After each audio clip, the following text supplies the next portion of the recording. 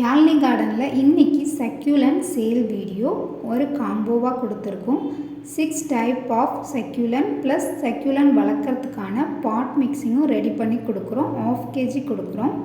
இந்த சக்யூலன்ட்ஸை சின்ன சைஸ் பாட்டில் வச்சு வளர்த்தா போதும். வீடியோவில் நான் காட்டுறேன். இந்த சைஸ் பாட் இருந்தால் போதும். இதை விட சின்னதாக இருந்தாலும் ஓகே.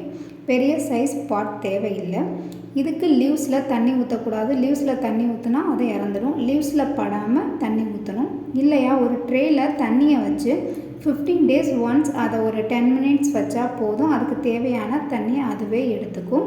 இன்டைரக்ட் சன்லைட்டில் வச்சு தான் வளர்க்குறோம். ரொம்ப கலர்ஃபுல்லான சக்யூலன்ட், ஈஸியாக மெயின்டைன் பண்ணக்கூடியது.